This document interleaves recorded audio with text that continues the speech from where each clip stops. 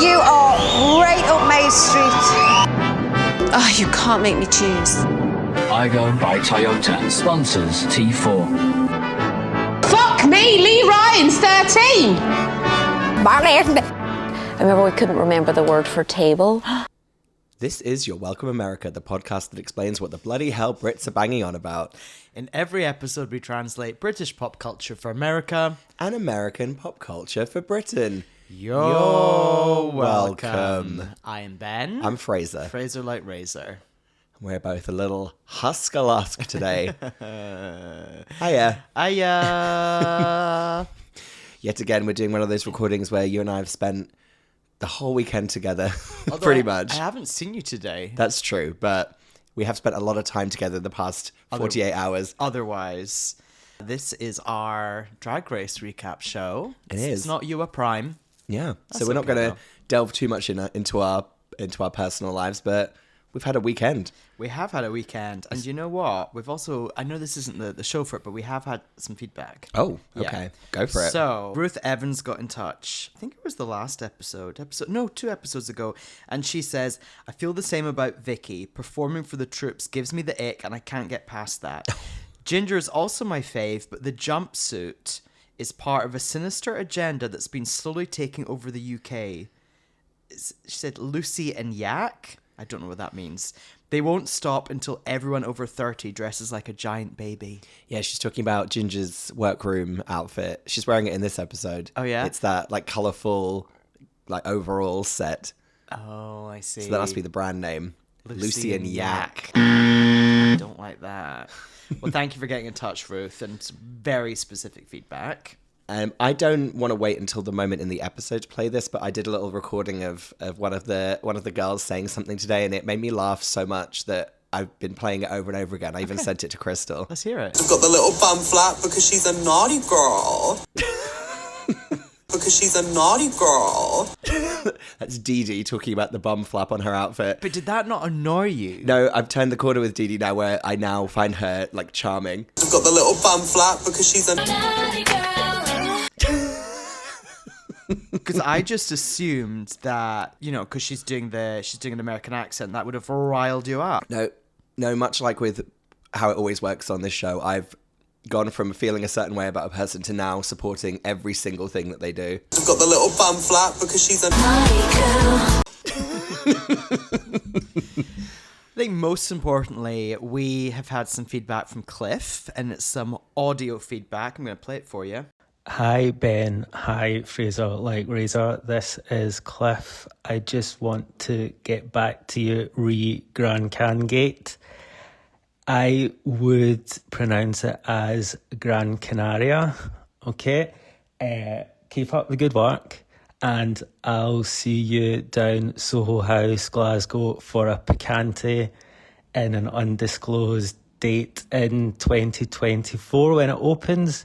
See ya, bye.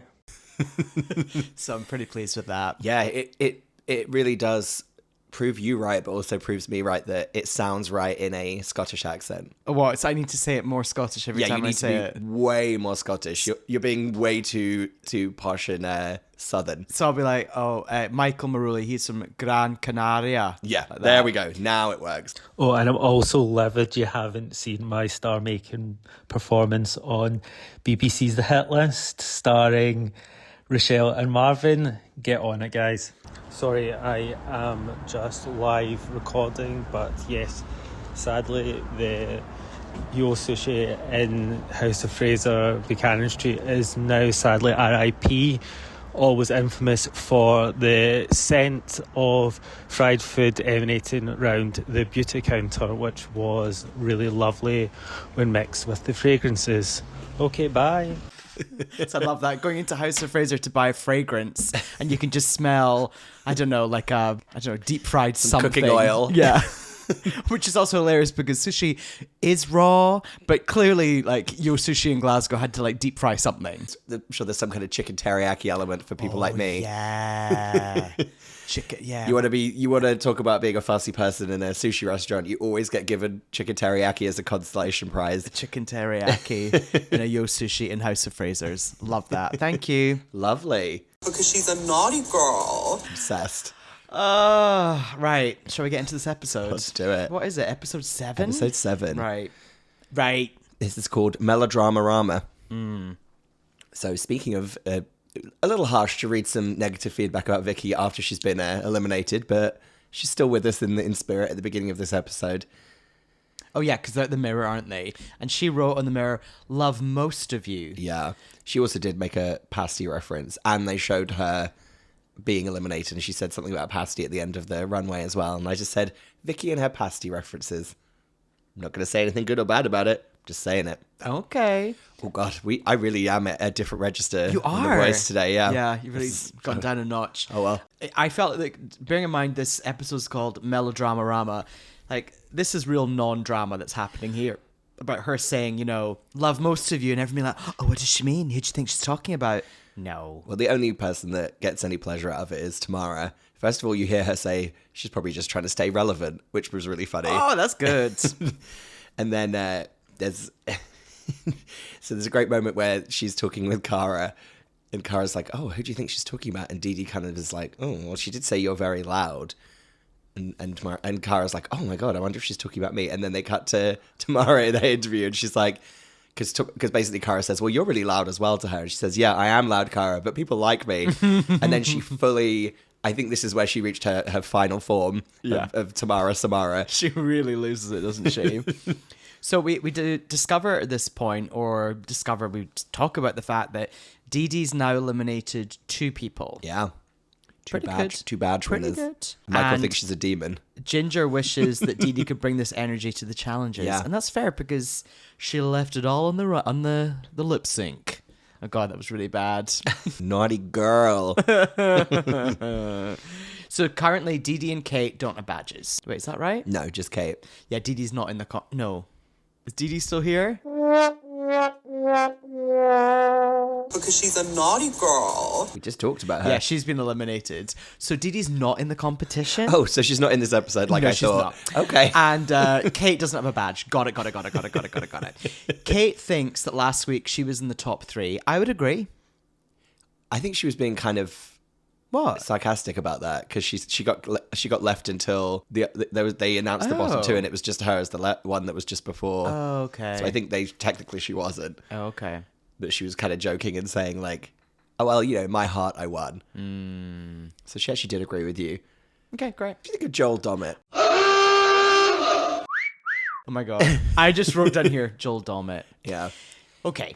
So hot and boring. Well, before we talk about him, I do like the fact that Alan on the runway does that like wiggle thing with his arms. That really made me laugh. The Kathy to Jimmy, just a touch of love, sister act dance move. Exactly. Joel Dommett. I don't like that brand of UK host, which is kind of like a bit smarmy guy. Like, I'm a smarmy, geeky guy who makes jokes and I talk in an affected way. But then later in the episode, he is good. Yeah, he's hot and yeah. Yeah. I liked his pink suit. I liked his pink suit. I wonder where that was from. It was either really cheap or really expensive. Right, we're in the workroom. What's going on? Yeah, it's the next day. I have written here, I zoned out, so you need to just really pull this together. So I didn't actually really write down what people were wearing in this bit because I wrote that we're getting cozy with Cara. She's in a really nice fuzzy jumper. Oh, she's a fuzzy jumper and also silky pajama bottoms. It's like super cozy with Cara, yeah. And Michael Marulli is in what I described as another Gran Canaria kind of boutique blouse with a very short fisting glove on each hand. Lovely. Yeah. Thank you for adjusting your pronunciation. Of course, I'm respectful to my people. Cliff and I appreciate that. Yeah. Thank you. So we get the Rue mail here, and Rue says something about, I've got a part that needs filling. If you see your name up in lights, you better nail it, and nail it good. Sure. Nonsense is what I wrote. And Ginger said, are we doing porn? Fun. Rue comes in PJs. What? What was happening here? Because, wait a minute, isn't there a pajamas reference or something? There's the main stage, like the catwalk thing is, but Rue never references. I know, but that makes no sense. Yeah, but Rue sometimes just like does whatever the fuck he wants in terms of like this look. You know, sometimes he could come in wearing overalls, i.e. dungarees, Yeah. with nothing underneath and cowboy boots. No, I know. And everyone I be know. like, oh! I feel like it's never normally connected. It's Oh, always I just see. kind of a disconnected, strange thing. To me, it felt like very much like my thing that I say every week about how much Rue loves doing the UK show. It's almost like she's just like, oh, fuck it. Like, you know, like all these suits that she's wearing in like on the US show. I could just imagine her being like, oh, I don't want to bother today. Like, I'm just hanging out with the girls. Like, I'll put my hoodie on and we'll just go down and like have a laugh. And it's like, wait, Rue actually looked ahead to see what this catwalk in this episode's about and connected the dots. Okay, Right, okay. yeah, exactly. I'm imagining she's like, why don't we do a pajama thing? Sings that, and they're like, what? I'm just going to very quickly Google RuPaul Hotel London, because I need to know where Rue stays. It wouldn't surprise me if she had kind of a serviced apartment, like a really posh one. A really posh one, or maybe a really modern one. Yeah. Oh, I don't seem to see anything. So if anyone could get in touch and knows where RuPaul stays, I know that sounds weird and creepy. I just need to know like what level of hotel, and what kind of service he's getting in London. Thank you. And he is wearing Crocs. Oh, interesting. Yeah. The whole thing is very strange. But do you remember I appreciate it though. that season of American Drag Race where she's wearing a lot of scarves? Do you remember that? Yeah, but I think that was... Because a little could be. Let's just say Rue had maybe been to Harley Street. Is that what we're saying? So she says we're going to have a good old-fashioned bitch sesh, and as they always say, it's going to be with puppets. Why? Because everybody loves puppets.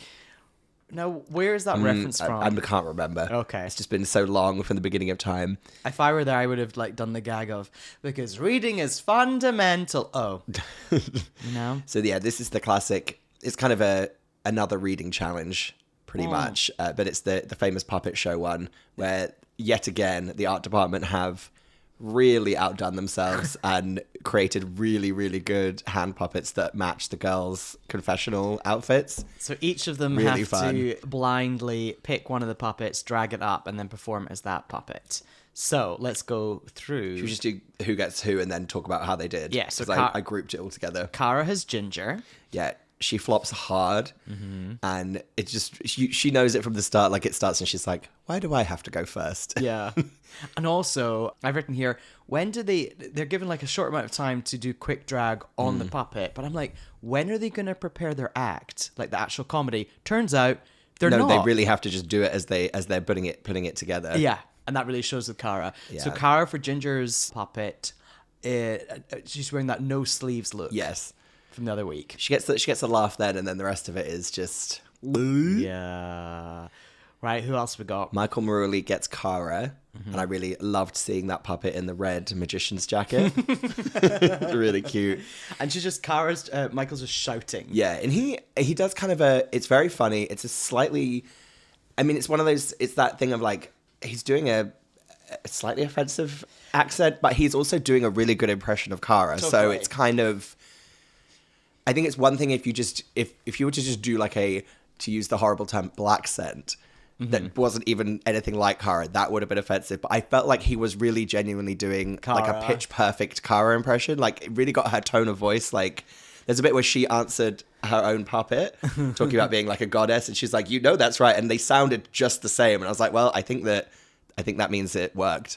And Cara's thrilled as well. Yeah, There's she like loves it. shots of Cara just having a great time watching it. Right, next up we had Tamara. Do you notice when Tamara like goes up to pick the puppet, the music they put on for her is like gung, gung, gung, gung, gung, gung, gung. She's their favorite for sure. Like production and edit. Tamara has Michael Maruli's Yeah, puppet. I put that she's a flop and she's hilarious Yeah. because she is just laughing at her own like lack of. There's something that could on a different person be really disrespectful about doing badly and just laughing about it. And it goes to show how much like Rue loves her and everyone loves her because they're all laughing along with her. But I think there's a way it could have been edited where it's like, if they wanted to make her to be a bad person or a villain, they could have really made it look like, oh, why is she laughing when she's doing so badly? Totally. Just a lot of blanking going on. Next up, we have Kate Butch. Yeah, and she got Dee Dee. She got Dee Dee. And Dee Dee... Wait, I thought Dee Dee was not in this episode. Did I get confused at the top? Yeah. Dee Dee's in the episode. Who got eliminated? Vicky. Naughty girl. I don't remember. We literally just talked about it. I know, but Dee Dee, Vicky, those are the same names to me, you know? Yeah. Which one's Dee Dee again? Who's Dee Dee again? You know I don't remember people. This is Dee Dee. The little fun flat because she's a naughty girl. Oh, the one who's young but also old and has no reference Yes. points. I remember now. Thank you. Oh my God. Okay, 20 minutes into this recap, Ben has remembered who's on the show currently. So Kate Bush has Dee Dee. At one point, someone's like, "Oh yeah, Dee Dee's pissed." Yeah. She? Yeah, Tamara's like, Dee Dee's mad. She's mad. But I don't think she was. I think they just used a shot where she was just standing there staring blankly. Yeah. I also, like, lots of drama. I also, here I was like, I don't think people really like Kate. Like, none of them were laughing. Well, she didn't. Yeah. I think we got a misdirect in this edit. Oh, to try and pump her up for later. okay. I think so.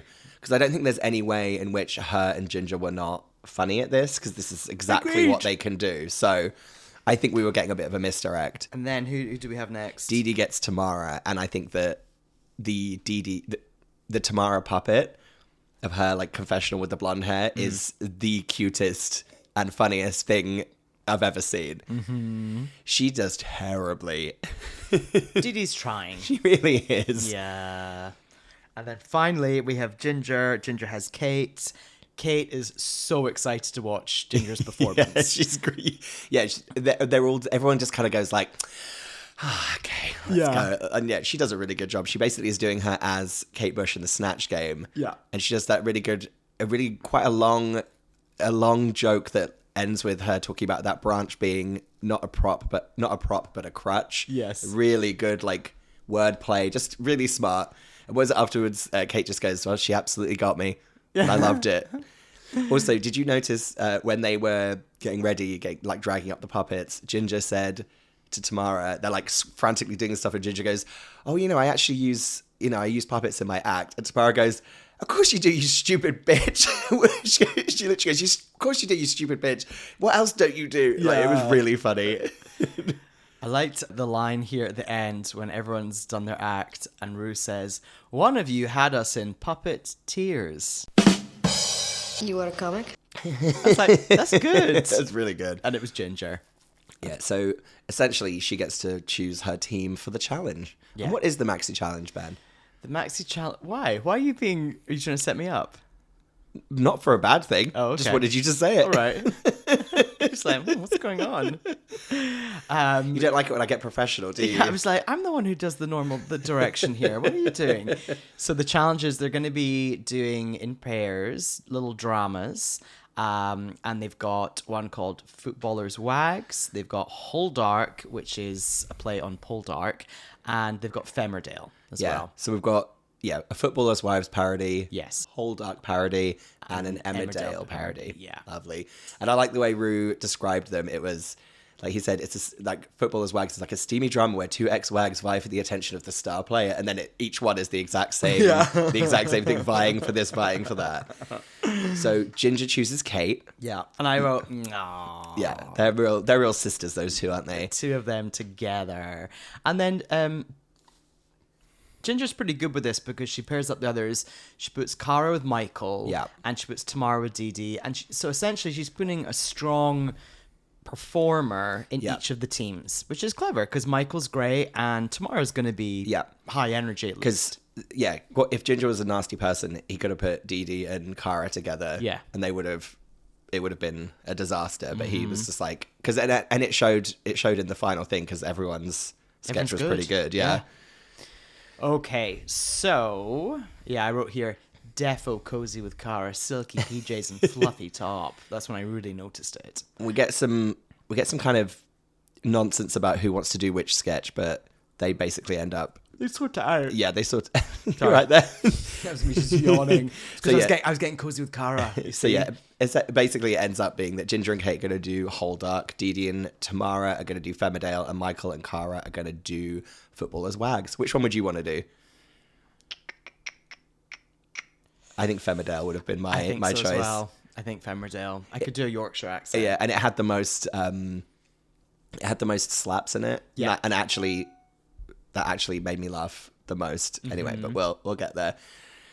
This is also a point where Cara really stuck to her guns in terms of what role she wanted to play and what show she wanted to parody. Because she said she's given it up before and it didn't go well, so now she's like, no, I'm sticking. So that's why she got Footballers' Wags. So then we get a bit of them just rehearsing, a lot of fake slapping happening. And then I just wrote, Ginger and Kate are a safe pair of hands, aren't they? I know. They're just lovely together. You can tell they really like each other. Yeah, it feels very genuine and kind of like a real friendship, doesn't it? It's nice. Right. Should we go see director Mish? So for each of these scenes, they're filming with one of the Brit crew. Yeah. And his name is Jacob. Yeah. It's very cute. I mean, this is probably more relevant when we talk about the sketches later, but I guess now's a good time. I was really impressed. Did you notice that he did a completely solid different accent for each sketch? Yeah. Like, at a really good accent. Like, he was really good. Yeah. And he's also really good. Yeah, he's hot. Michael looked terrifying when they were filming this. Yes. He's very demonic looking. They were wearing fun, stretchy dresses. So that was Cara Michael up first. Cara is really trying. And Michelle's initially not... Well, no, Michelle needs to give a lot of help to Cara. But Cara, I was impressed with her. Yeah, she's doing that slightly classic Drag Race thing of someone who's maybe not the strongest in comedy being just loud from the beginning, and then Michelle kind of reins her in and is being like, let's let it build to that and not just be screaming. I've written here, Michael is just great. Yeah, just, again, another safe pair of hands. And then Ginger and Kate, I don't really have anything to say about this. They're both just... Like, Michelle's just having a great time. They barely get any airtime for this, actually, because it just shows Michelle being like, well, okay. For Didi and Tamara, I've written, oh no. These two get they get the flop edit, don't they? It's clown music. It's every single line being flubbed. But I just said that I cannot. Tamara in that wig and that outfit, she was killing me. She looked that little bob wig, and she had her chin like jutted out the whole time, and she had those massive tits in that she just looked so funny. Even when we were meant to be like, oh god, she's really messing up, I was like cracking up. Yeah, that bob was flying around all over her head. It was just so funny. Yeah, it had some great movement. Didi looked wild in this challenge. So that was them with Michelle. So we just, we get little taste, little teaser of how these go. A little moose-bouche. The next day, oh my God. Right. The next day in the workroom, it kicks off with Ginger telling a story about she once sold 3 safety pins. Yeah. What? What is going on here? Because she was making an outfit and she said she had 3 pins in her mouth, and then they're no safety pins. Like, they're like the safety pins would be better because at least it means the end would be covered. Those are like those sewing pins. They're literally pins. Like, she said one was like sideways across her gullet. Yeah, and the rest were just like inside of her, moving through her body. And then Cara shares one of her disastrous tales where she's talking about when she was doing a jump on stage, her head went through a ceiling. I wrote, ceiling tile? Yeah, definitely. That's what I was thinking. Did you get that really good sound effect that they gave her? What was it? She goes, well, I landed the split, and they cut to Michael Maruli, and she just points like this, as if to go like, uh-huh. And it literally went, ding, for like good. Michael. It was really good. Yeah, and then Michael talks about his snapped hamstring, also shattered her knee. Did you hear when he said I was bruised from my heel to my hoop? Oh no. That is vile. Yeah. That is such a vile, I love it. I really couldn't. My love for Michael Maruli is right up at the top. I'm enamored. I also really enjoyed these stories because and understandably and justifiably so, we often get coming out, we get bullying, all these different things. Heavy. It was nice to have just really extreme fun stories. It felt the most real conversation, didn't it? Because it was almost like people being like, oh yeah. Well, you know what happened to me? It was nice. Right. I just literally, my last note is I love Michael Maruli. There you go. Well, should we get to that main stage? Main stage. My first note is Joel is hot. I've written metallic flower dress for Ruru. Michelle's wearing a lip piercing, isn't she? And also a nose ring like a nose piercing as well. Yeah, nose piercing and a lip ring. Yeah. Very Victoria Beckham. Party in the Park. I've written here that I love Alan's blue jacket with big diamonds on it. Yeah. It's really fun. I really want to use the word embellished. Oh, okay. We'll let you. So what's the runway category? It's Pajama-rama. I enjoyed that. Yeah. Good title. Now, when she announced it's Pajama-rama, I've written here, I'm already worried about Kate. I was like, this isn't going to go well for her. How wrong I was. Yeah, she pulled that one around. But first up was Michael Maruli. My notes are very conversational. Lovely. I just wrote that. She says she's come as a rich Geordie slag. He said she's woken up in the middle of the night to scratch her fanny. And this is what she looks like. It's kind of like, it's this black lingerie with a pink robe, one shoe's off, makeup everywhere. It's kind of Patsy meets... Remember the sister in Keeping Up Appearances? Yes. Like the trashy sister. Yes. Yeah. It's very her. So that was called fun. Rose? Rose, yeah. Onslow? Is that her husband? But wait, it's the other sister. It's the other sister, yeah. Yeah. Oh, yeah. I can't remember what her name was. No. I know who you mean, yeah. And kind of Dorian from Birds of a Feather. Yes. Dorian from Birds of a Feather. But I feel like there's been other times people have done this kind of look on Drag Race, which is meant to be like the disheveled trash woman. This was really up there. I felt like it was...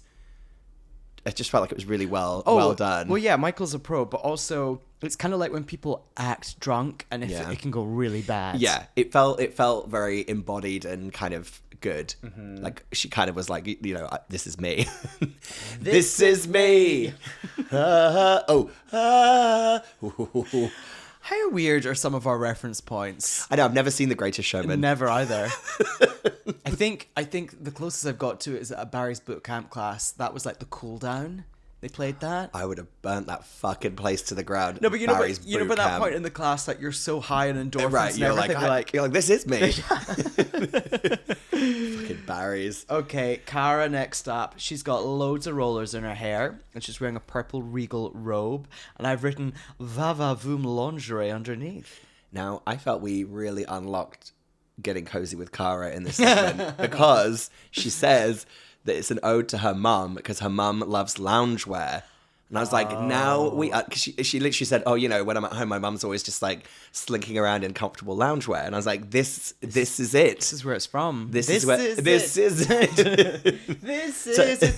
it. Oh, this time I know it's the real thing. Cara's mum loves her loungewear. I'm out alone, babe. The touch of you. Okay, stop. I love that song. I know. As a kid, I loved that song as well. So good. So that's Cara. It's good. Now, Kate does a fantastic combo kind of thing here. So she does that kind of grayscale makeup, which has been done on Drag Race a few times, but it's fun because she's the only one doing it. Yeah, this is a very inventive look. Yeah, she's doing kind of a... haunted almost. Yeah, like a haunted kind of 50s starlet look.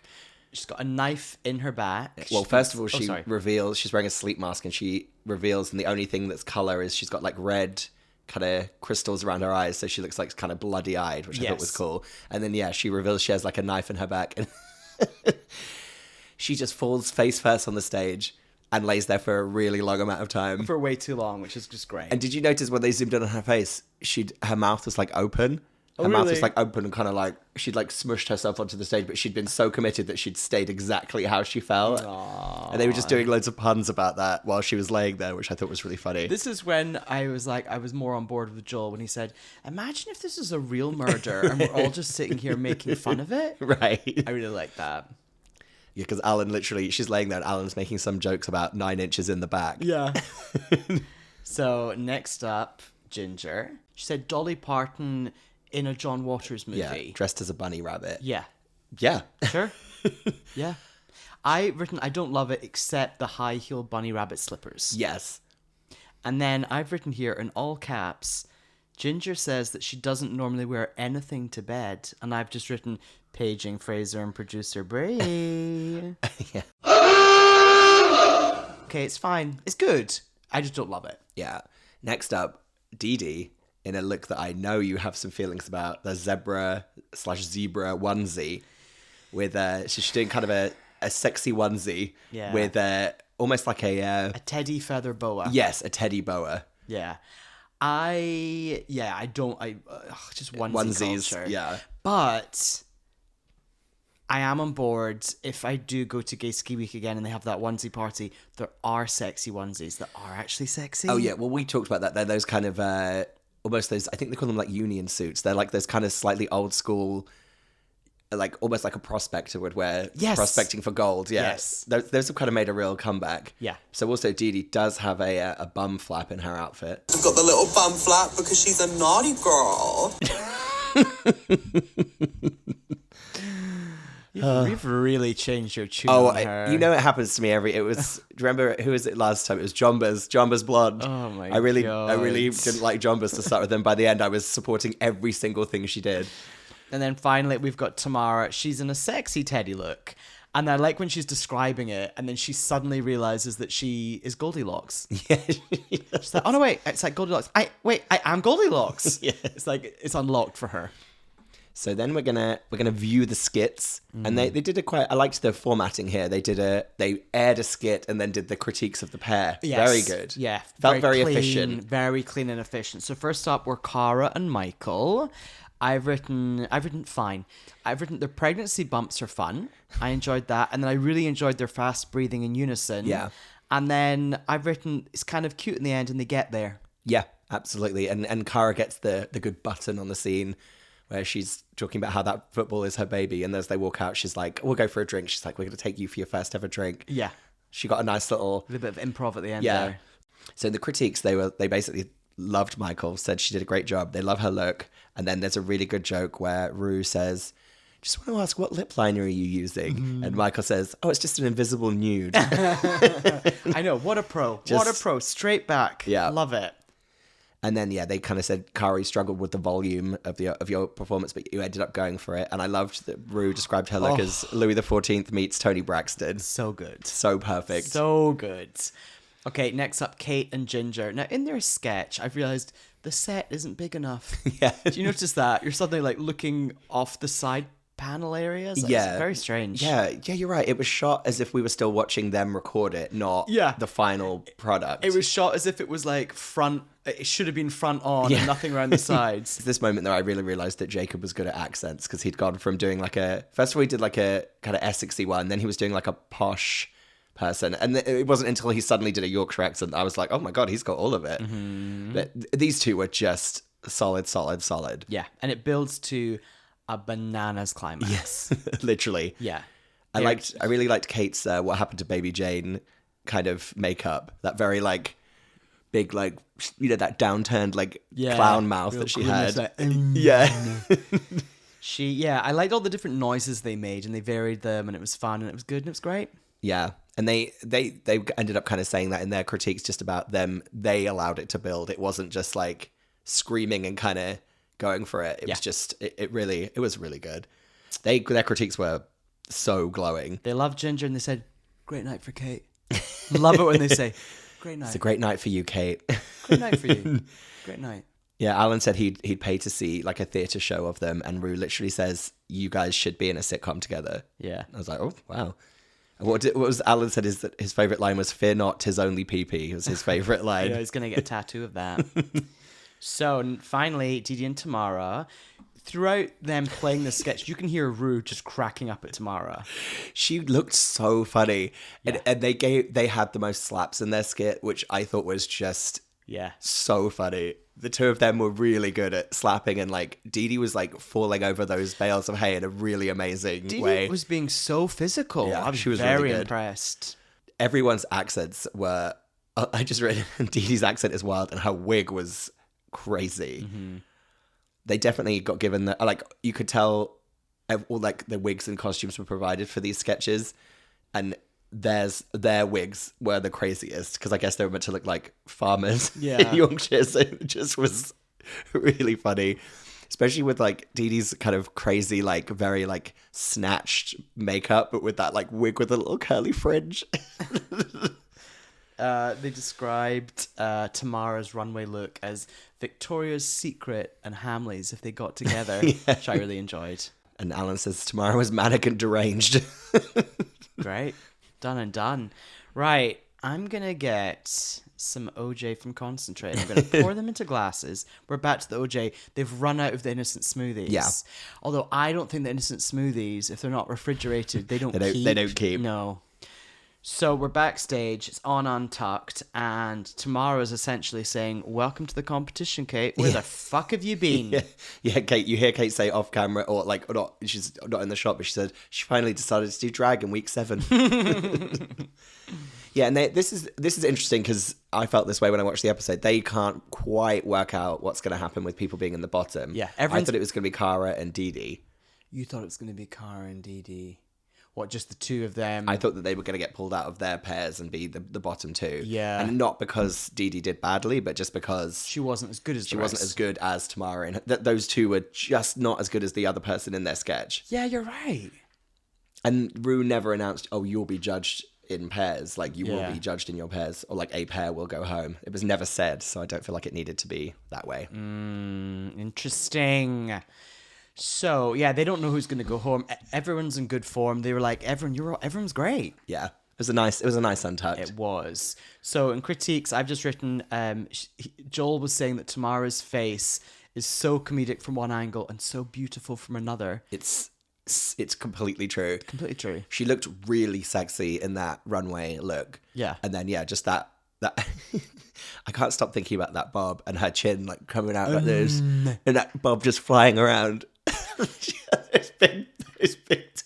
They kind of remind me. So when I was at uni in York, there was this sort of like deli farm shop called Brown's, and if you like wanted to spend a bit of money, Brown's like did freshly made sandwiches. So if you're a bit hungover, you'd go get a sandwich from Brown's, and the Brown's family were kind of like local celebrities, right? And they had a little bit of money, so they like the Brown's girls were kind of farmers farm shop, but they would Right. also go out. I see. So you'd see them in bars and stuff like that. It was very much that vibe.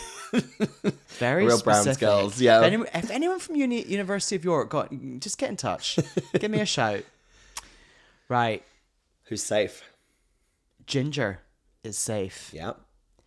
Kate is the winner, and I've just written yay. Yeah. So yeah, Kate wins, and safe is Ginger, Dee Dee, and Tamara. Kate says, "Thank you, Miss Rue, Paul," which I really enjoyed. Yeah, Dee Dee, Tamara safe. Cara and Michael are up for elimination. Yeah. How do you feel about that?